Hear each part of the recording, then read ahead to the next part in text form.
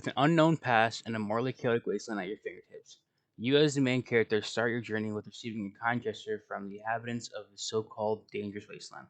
The story pretty much goes you are one of 6 couriers hired by this computer being named Mr. House. He is like an icon of the strip. From talking to the locals after meeting him for the first time, you can sometimes hear them say things along the lines of, "Did you hear someone got into Lucky 38?" or reveled in the fact that Mr. House actually went out of his way to talk to somebody. I can't remember exactly who, but when I was going through the meeting islands for the first time in the strip, I mentioned that I had been up to the penthouse of 38, and that was a really big deal. Even though he's an icon in the strip, he still has people opposed to him. There are some people who believe they could use his technology for good and ask you to plant a bug so they can get access. So this very important guy was the reason why you were hired to begin with. He hired you and the other group to deliver this platinum chip so he can upgrade his security bots and clear out the wasteland, or at least end Serum Brotherhood of Steel. This is the big play of the game, the Battle of Hoover Dam. Whether it's you, Mr. House, or your so-called antagonist Benny, the use of the security bots for power and control is sought. So that's the story. So when you start the game, we start the game waking up at Doc Ucha's house. Started the game with questions to make sure my brain was working. Felt odd to me. It felt a little pointless, and it sort of dragged the intro out of the game.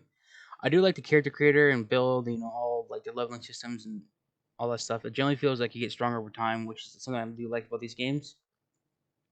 Like in the beginning of the game, I do a lot of like strafing and hiding behind rocks to survive any battles or anything like that. But as I got higher from levels, I pretty much stopped caring. So after creating everything and starting the beginning of the journey, you pretty much go across all the towns, or not all early towns, looking for any rumors of the man in the checkered suit, y- with the choice of either being a helpful individual or an absolute menace.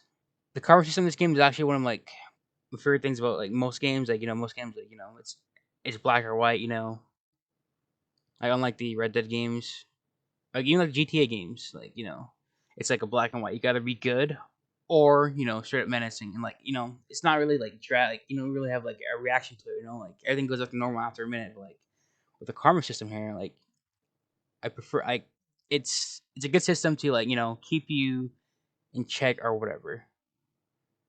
And like with all the multiple factions, towns, and across like Mojave, like it keeps you like in check or motivated to make decisions to determine the outcome of like your the wasteland. Personally, I'm a menace, so I pretty much killed anything I could, other than towns who were kind to me in the beginning because return kindness, and only like towns like the strip are I think Nipton is called. Because I was on good guy behavior because I believe I needed them at the time, and I was on good behavior mode in the strip, other than the main families for the side quests I had to kill. Pretty much my mentality was I'm going to single-handedly revolutionize the wasteland, and I'm going to wield the iron fist. Playing this way has its advantages, but also pokes some holes in the game. Since a lot of people, to kill a lot of people, I didn't have to do all these extra favors, requests, and items and all that BS because I just chose like to commit straight up murder, right? And took all the shit I wanted or needed for a quest. I basically had a zero tolerance policy for any quest or anything like that. Like, um, if you had something I wanted and I didn't have enough money, murder. If you had a quest item I wanted and I had to go do something like go retrieve something for you, nope, murder. And the problem with this is like it can cause some games to be really short, really really short, like the Dead Money DLC.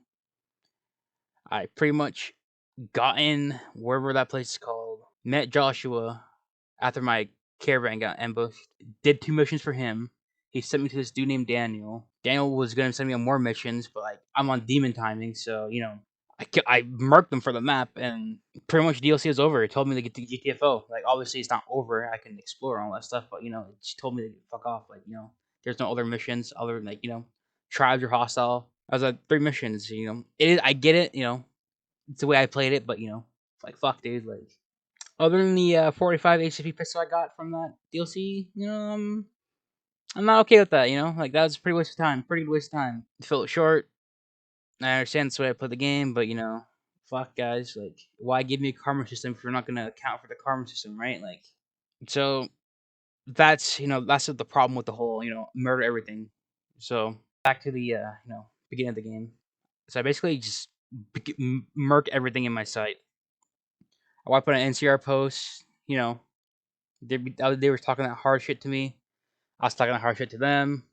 I called them pussy, killed them, and then they sent some. They sent some, a good little follow up party after me, to make sure I understand the actions and the consequences of my actions. I do like it's pretty funny. I basically told them to go eat shit. I told them to fucking fight me right now, and they tried to give me an extra day, and I said fuck that. I pretty much I pretty much quick saved. Didn't know because I didn't know how strong they were. So it's either I was going to take it or not going to take it, but I'm pretty sure I was just going to brute force it. So I ended up wiping them after some trial and errors. I thought I had a pretty good. After that, like I gave me a good chunk of XP for like the starting game, which actually helped me a lot. Like I felt that like marking all those people like that early XP is so good for survivability and all that stuff, and making caps, perfect. Killing people and selling their shit, perfect way to make caps. Absolutely insane. I think I'm like currently like 50,000 caps or some dumb shit. Like it's absolutely insane way to make like play like this. And that's like pretty much my goal. Like after I did that, like that's pretty much like my goal. Kill all I can and take all I can and sell all I can. I'm looted. I'm in mine with fucking stacks on stacks on stacks now. So after some pillaging, like like not my ancestors, but like some people do. I didn't make my way to the strip. Pay that 3,000 cap entry like a boss. Just tell that fucking security trying to suck my dick, get the fuck out of my way. All that shit. You ain't shit. Don't think you can talk to me. And I found out Benny's at the cause I go there because I found out Benny's there, right? And we got business. So I find Benny at his little casino. Sorry. So I go to Benny's casino, but I find out you have to store all your weapons. So I said, fuck that. I'm gonna go outside because I talked to some dude about like storing weapons. He can tell me to store weapons and all. He sells all that shit, right? So I said, fuck that. I went back to that dude, bought my shit, gave everything that I didn't hold on to, so my 22 pistol. Saw Benny, tried to convince this motherfucker to, go in his room so I can beat him senselessly 1v1, beat him senselessly, commit that good old, capital M on him. But he tricked me, which is, a little salty about it. But, got one on me, which, him doing that actually was one of the worst things he could have done for the wasteland because after getting tricked, that basically sent me into full hostility mode. No chances, no anything, no. Yeah, I'm just basically at this point because of that. I'm resorting to unprovoked violence every time, just because of that. I'm fuck it, no more trying to be cool funny murder, just straight up murderer now. And yeah, so that hurt my ego a little bit, pretty much. So I just decided I'm just gonna kill everybody in the casino, all staff, staff, security. I let the gamblers go, because I don't want to have to kill everybody else on the strip yet. But because I have to be there for fucking houses, shit, and all that stuff. So this motherfucker, he escapes, scares away like the rat he is. Up his entire fucking family, his posse. Go to his room, find out he's at a fucking Legion camp. So what's next? Kill all Legion until I find them. Holy shit! I wiped out so many fucking camps. Just cleaning out murder, murder, murder until I spawned that motherfucker. And the second I saw him, he was tied up, which is funny as shit. I laughed at him, but nah, I made it clear the second I saw him, like he knew he was fucking dying. Like there ain't no wait, no nothing. So after I kill him, after I murk him, deal like piss on his grave and all that stuff. I found the Yes Man, I found a security Tron robot named Yes Man that Benny, he hacked. And apparently Benny has some fucking plans. That's why he had beef with us. He was trying to meet with these tribes to establish a relationship with them. So he can make a play for House's position. But it didn't go that well for him since I showed up like a motherfucker and he was captured by Legion. So I figured out, hey, this motherfucker tried to kill me for it. I'm gonna take over what he's doing. I'll still work for House for right now, but once I see my opportunity, I'm gonna fucking flip that shit. And that's exactly what I did. So after finding out Benny's plans, I had the task of making contact with all of the tribes he was gonna be in contact with. But personally, I had my agenda. So those tribes were nothing but XP. It's fucking big AOE XP. That's what they were to me. I wiped out every single fucking group in that question cards or wild cards quest. I did anything I fucking could to kill them. Any gimmick, drinking toilet water to fill up my health, throwing grenades on the corner, shooting rockets around the corner, fucking anything, bro. I did. I played fucking dirty. So after killing all these tribes, exploring wasteland, I finally find the platinum chip. I can't remember exactly where. So I go back, bring that shit to Mr. House, and he wants to upgrade his robots, which is fine. Hopefully, to my thinking, yeah, if I upgrade them and I have to battle them, I get more XP. That's my thinking, or they're starting for me when I take over. So I do all that shit, upgraded stuff for him, help him get ready for the battle. And, as I'm getting ready for help him getting ready for battle, those outside forces I talked about, they're trying to bug us shit. So I accept the quest, with the hope of meeting more people for XP. you know, but it doesn't really go anywhere because I tell Mr. House about our plans, and he pretty much shrugs her off like it doesn't fucking matter. Like so what? So after all this stuff, after doing one more quest, I reached 25, and I started Dead Money DLC. Let me say some things about the DLC. I like how a lot of elements from this one, like the cast you meet, their design, their personalities, but that's also one of their weaknesses. The casino, the atmosphere in the suite, holy fuck, crazy as shit. Like when you hear like someone's last words on repeat, like holy shit, like first time like holy shit, that's wild. Everything like it's actually pretty good, like atmosphere, like the ambience of it. So the point of that DLC, pretty much, you get this collar put on your neck in the good old, Suicide Squad way. Listen to me or die, with a twist of forced cooperation. If either one of the four collars die, all of them blow up. So it's a mutual understanding of self preservation or group preservation. But you see that right there is a problem. We all know the deal, and there's no way I should be needing to convince these motherfuckers to help me out, do the roles I didn't even volunteer for, but I'm being forced to. I was pissed having to like bargain with dog or God, to get him out the fucking cage. Like, bro, like get your fucking ass out of here, or we all die. Like, it's one of those points where if I could have just killed him, I would have just fucking killed him. Like I wasn't trying to do this bullshit. And then same with Dean, like dumbass, fucking. Okay, well, actually, this motherfucker, he's a lot wrong with them. He's the whole reason the casino is fucked up in the first place because of the bullshit he did with the heist he tried to do. But like, I had to like basically blackmail this motherfucker for him to help me, and it's fucking just a waste of time to like get in there. Like the only one who was like sort of understanding was Christine, and the one who couldn't talk. Like her savior was she didn't talk, so she didn't really argue. So I guess she was like, fuck, I gotta help you, which is, all right, better than nothing. Like the only really like conflict you get into her is like her having to kill a dude who put the collar on you guys, like due to like some personal like past strife or some shit. Which I can understand because I did the same thing with fucking Benny, so I had to kill that dude. So I get it, but like I ended up convincing her, help me out, help a brother out, don't make me, stay be have a chance of being locked under forever. So I pretty much marked the guy for her, and like the same thing, yeah, like the end game of that, like there's a vault at the bottom. I'm just like I do love like the guy who owned the casino with the trap for fucking Dean because he's a piece of shit, which is so fucking funny. I was in the vault, I was just skimming through the logs. I didn't really, I don't really read because arrogance, all that stuff. So I accidentally ended up blocking myself in the vault the first time. I was super confused, like what the fuck. And then I actually read it over and like he left like a letter to his girlfriend or whatever. Don't open this. A lot of BS. But there's a lesson, and it was for Dean, which is funny as fuck.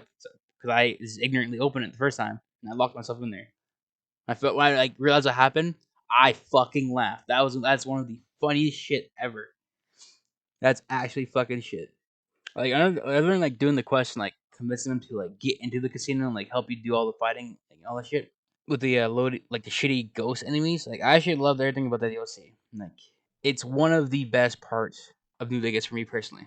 So after I complete that I go back to the strip, see that lady, realize that quest isn't going any further, shoot her in the face right then and there, end that. Just completely commit that shit in broad daylight. Walk back in, see what's up with Mr. House. Disclaimer: these Fallout games, man. I didn't know. I didn't know like these games end after you complete the main quest, like the main storyline. I didn't know that because like I generally thought like it is like a decision, like oh your decisions will be locked in, like like this city will be destroyed, like these factions won't talk to you ever again. Like I thought it was that, but no, like the game ends when you complete the Battle of Rodan, which is I think personally fucking stupid. Like not being able to play after completing main story is a bad concept for a fucking game, especially for one that releases DLC that extend the level cap. That makes no fucking sense to do that. Absolutely zero sense. Like if I'm taking over this bitch, why can't I fucking go on a vacation while my bots hold it down for me? While I'm having fucking bizarre adventures and being drugged and shit in DLC land, right? Why can't I do that? Why are you sending out game like DLC that increases the level of the character, but you can't play after? Like that makes no sense. Like I get like oh you're supposed to do it all before the storyline, like all before you complete the term. Like, but no, you can't because then money quest you get fucking locked in the vault. So you can't do that. You actually can't do that. Because like, if you didn't know, like you just fucking always get you can't continue right? You get locked in the vault. So that makes no sense for that. That absolutely makes no fucking sense. And it's one of the stupidest parts about these fucking games. Horse shit design for those games. Actually, unfavorite. Anyway, so you know, return from the DLC, take out Mr. House because I did the battle, I got that or achievement, reloaded because I didn't know what happened. So I said, "Fuck it, I'm doing it my way. I'm gonna do the shit my way." So after that, I reloaded, murked Mr. House like the scrub he is, and installed the S-Man into the fucking computer. So I'm at the point where I can end the game in my vision, and I did that. And, I got the achievement, all that BS. So I reload, once again to do more DLC. After after I loaded and everything's done, I start the Lonesome Road one. No, I don't really fucking know what happened. Like, yeah, courier versus courier, all that bullshit. But like, dude, like that shit was to me was basically talking to Edie, listen to Edie drop his sick ass battle tunes like a motherfucking boy. Talk to him about Ralphie, let him live his fucking Ralphie life. Like that's really pretty much all that fucking happened in that DLC, dude. Like, send Ralphie home, like help Ralphie out. But bonus points, I got to nuke the NCR and Legion, which is I needed more bodies, so why the fuck not? Why the fuck not? Pretty much that's the end of it. I nuked those motherfuckers. I got back to Wasteland and then tried to go to another DLC, which is Honest Hearts, and we talked about earlier. Super short because the way I played, it felt so fucking pointless, and after that, I just started the Old World DLC, and man, this one hits you with the wall dialogue in its intro and all that stuff, but holy shit, was I surprised with the music, constant actions, the enemies, everything about this was a pretty cool area, pretty cool side area, with the idea of like my playstyle at its fruit. Kill everything and do the thing. Like go get this item, kill everything in its way. Like that's pretty much that's what I need. The borderline like insane robotics in the living quarters, which are a fucking laugh, by the way. Like all like the ridiculous of like the robotic doctors, like they're pretty stupid for like being robotic doctors. They're pretty dumb sometimes.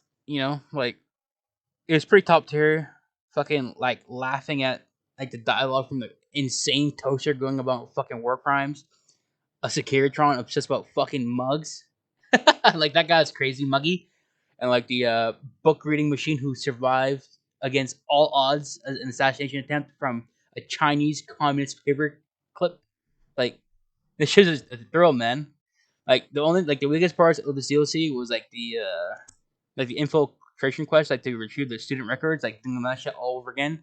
Like you do it like fucking 5 times in a row. Like it's actually like pretty tedious. It's XP, right? Like kill things XP, yeah, but you know, it's got a little like rough towards the end. So pretty much. I do like the scorpions. Those scorpions are pretty fucking cool. Other than like those really like, the stupid dark scorpions or bark scorpions, what the fuck they're called, rat scorpions. Those electro scorpions were pretty fucking cool. I like them. So I find fucking make it to the end game, do the boss, kill the bosses, end game battle, yada yada dialogue, choose option murder, and then I find my brain. Your brain's a dickhead. Even though it's you, you have to argue with your own brain and convince your own brain to come back, and your brain is straight up a dickhead. Which, with the way I've been acting, it makes sense. But it's just funny to argue with your brain. That's like a insane concept. I'm arguing with my fucking brain. Well, so I complete that DLC, and now I'm pretty much on follow. Like, I finished at I'm at 45 or some shit like that. 40, like 6,000 caps. Like, I played the shit again. Like, the game has it's getting bad, but like I don't know. Like, personally, like these games, I don't see where the hype in these games are. Yes, they have an element of fun to it. Yes, dialogue, yada yada yada, all that stuff. Yeah, I get it. But like, dude, like, at some point, if you don't want to sit there a fucking 10 minute, like not 10 minute, like okay, I won't make it that much, like a 5 minute, like text a paragraph, like through dialogue, like bro, like sometimes this game is just like it drags a bit, it fucking drags a bit. So I'd say I honestly give like a 6.5 out of 10. It's a playable game. Like I'm not even mentioning like bugs, like tech issues. Like I'm playing on like pretty low end spec PC, so I'm gonna give a pass on that. It is what it is. But overall, like the whole like content, story, gameplay, it's a 6.5, man. Like I generally don't understand, like, but it is what it is. The book chute continued to devour all seditious materials until it nearly choked on a paperclip. It adamantly maintained it was a Chinese paperclip, and the whole thing had been an elaborately orchestrated assassination attempt. Whatever the reason, it slowed down for a while, carefully appraising each document and clipboard that came to it. The light switches continued to bicker and flicker. This persisted until the day someone dropped a flashlight in the sink, and the two of them united in their hatred of the showboat. One of them eventually transferred to the Lightwave Dynamics plant and began a long, unrequited affair with one of the holograms. The sink continued to ruthlessly scrub any particulate matter that came near it. Eventually, it gained access to the magnetohydraulics plant and nearly flooded all the big empty in an attempt to scrub the crater clean. The toaster continued its psychotic spree, reducing all appliances in range to scrap electronics and spare parts. It learned several new murderous techniques from the courier, and built a blood shrine to itself in the cuckoo's nest. The cave floor was soon filled with the horror of 100 gutted toasters. A silent, grisly, unplugged audience. Their purpose? To toast bread. Unfulfilled. Muggy did his best to collect coffee cups, although in his quest, he accidentally trapped himself in Higgs Village. It might have been the end for poor Muggy, except he found it peaceful there, tidying up the kitchens of the think tank professors back when they had been flesh and bone. Well, except for Dr. O, who was an asshole for having created Muggy in the first place. Muggy left O's house deliberately dirty, punishing the dishes and cups that lived there in blind revenge for serving